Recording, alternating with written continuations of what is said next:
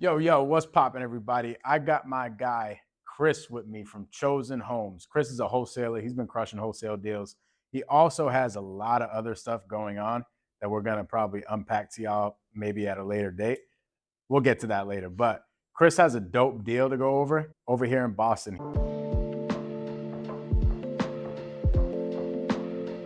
Lead that he's like, hey Mike, I think we can do something creative with this. So Chris, what up, big dog? What's up, man? Thanks for having me on. Yes, sir. So we sent out a letter and then they called back and responded. We set up an appointment, went and saw Love the it. house twice now. Went directly to the seller, not how I usually do through a cold call or text, but he sent out a mailer, like literally something that said, hey, I want to buy your house in cash, or whatever his message was on the mailer. He sent that over to the seller and they called him and said, hey, Chris, I'm looking to sell my property. Really dope lead gen strategy. And we'll have more on that at a later date. But anyway, so you have this 2 unit here. So let's just call this unit 1, unit 2. What does the seller want as far as a purchase price? So purchase price initially, first conversation, they wanted 1.25. Okay, now what do they want? I have got them to reasonably understand that they're not getting more than like 700. Like they know that they're in that Okay. range because the property had a fire on the third floor unit.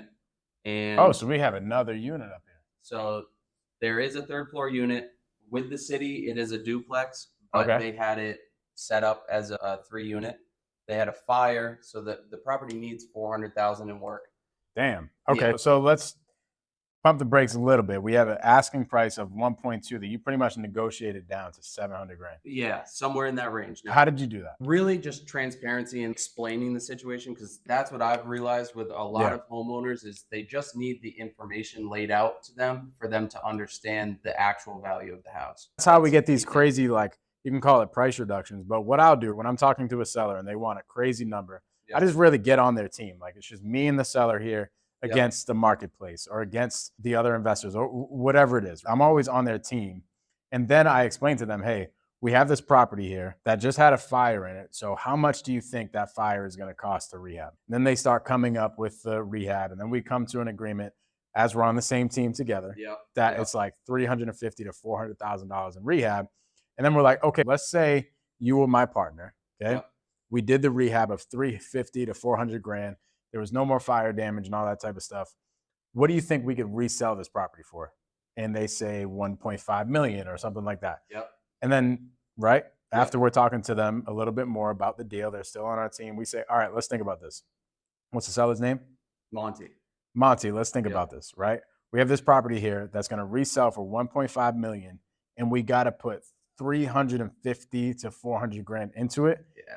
If you were my partner on this deal, would you buy this deal for 1.2 million? No, I'd probably lose money. Okay, great. So where do you think if you were my partner we would have to be in order for this to be a good decision for us to keep the lights on? Exactly. And that's how we would Exactly. negotiate the price all the way down. So let's just say the asking reasonably right now, they haven't come to an agreement yet, but they Yeah. said I'd be reasonably willing to walk away with 700 grand. Yeah, somewhere in that range. Okay, let's just He call at it 700. least he at least understands that is roughly what the property is worth because yeah, before he was basically disregarding the 400,000 that needed to be put into it. Yeah.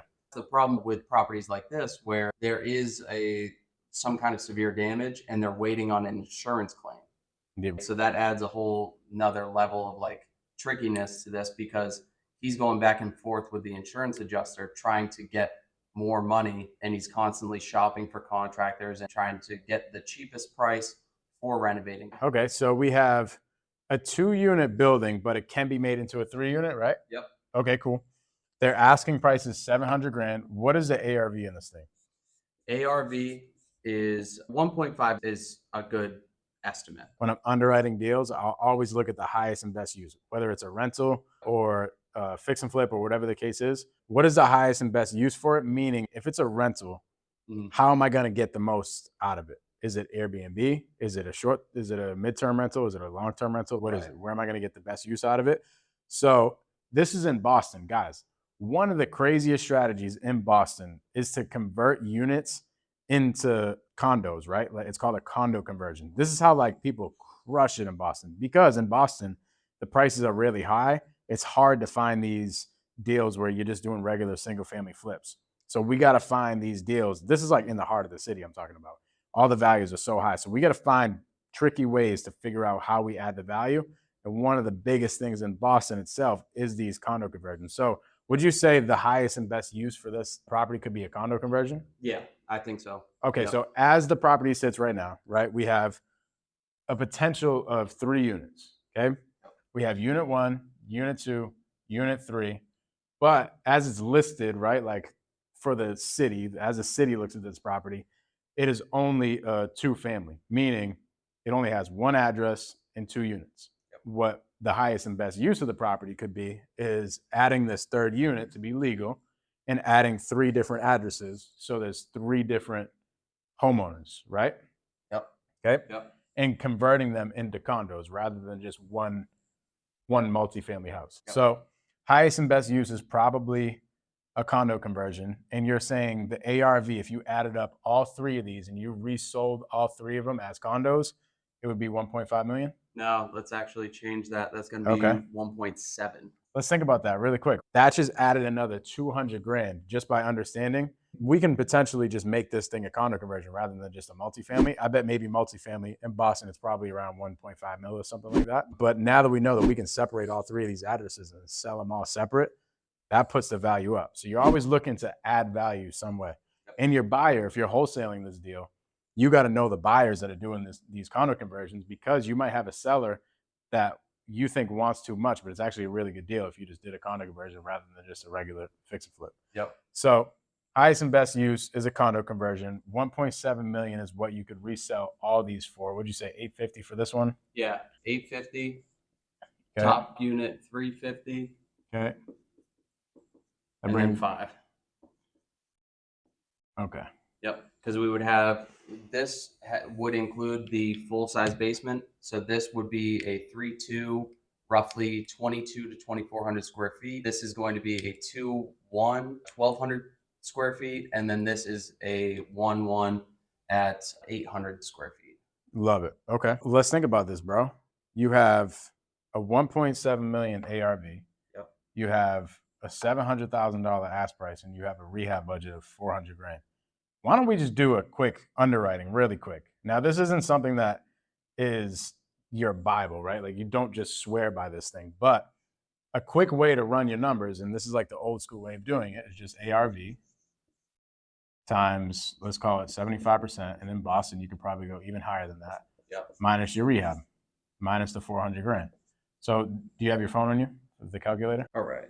So we have 1.7 times 0.75 is 1.275 minus the 400,000, 875,000.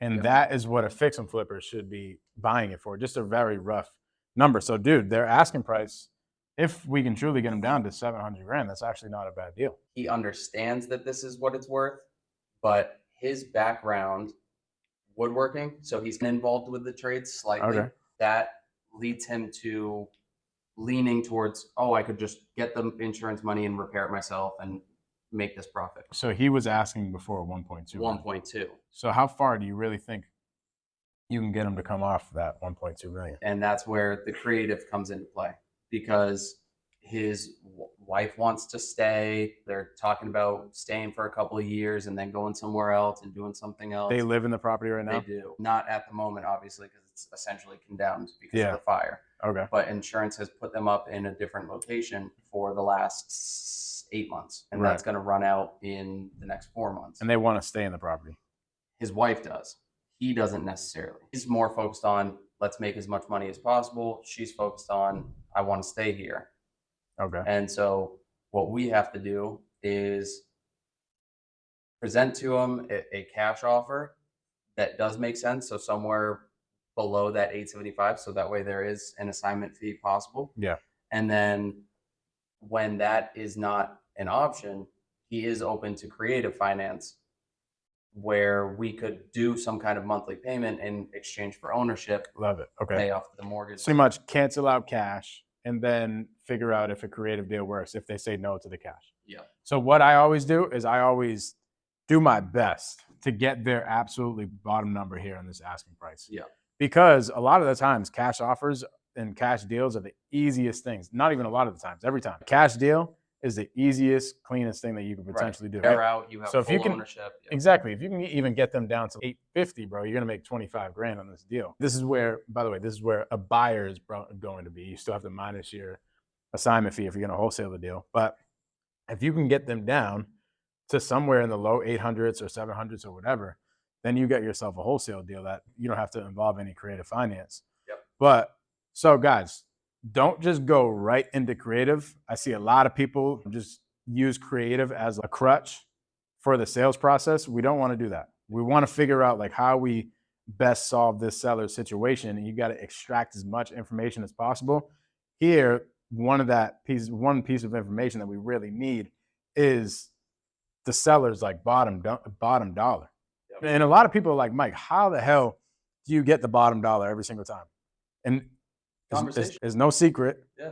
And everybody's like, bro, why do you give me this stupid answer? And I always say, I just ask. You're right. I do such a good job in the beginning of the sales process, and the seller's completely on my team. Like I said, sellers on my team right here. Yep. I do such a good job of that where I just ask, dude, Chris, let's just say if it was me or somebody else came in and they took this property over without you dealing with the fire, without you having to do all the BS with the condo conversions and dealing with the city, without you having to deal with any repairs or anything like that, and you literally just receive the check in 30 days without having to talk to the insurance company or anything like that, what would be your absolutely lowest number? Yep. So I can go bring it back to the team and see if I can get this thing approved. Okay. That's another thing too. I don't want to stop you, but bringing it back to the team and not being the full decision maker is a key thing too. That's so. I'm take never note of that. Take note. I'm never the bad guy. I always bring it back to the team. I've done videos on my YouTube channel about this before, but I'm always bringing it back to my lender or back to my partner or back to my spouse or whatever the case is. Right. I am not the decision. Exactly. Because you're on their team. Once you go on the opposite end of the table and now you guys are like negotiating with each other, that's when the deals get killed. But if I'm on the team, if we're on the same team, I could just go back to somebody and say, hey, my lender said we're going to have to be at this. Yeah. So anyways, I would figure out what this guy's absolutely lowest cash offer number would be. Yep. And then let's just say he says no. And that's why we're here. We're trying to figure out what we can do as far as a creative deal with this guy.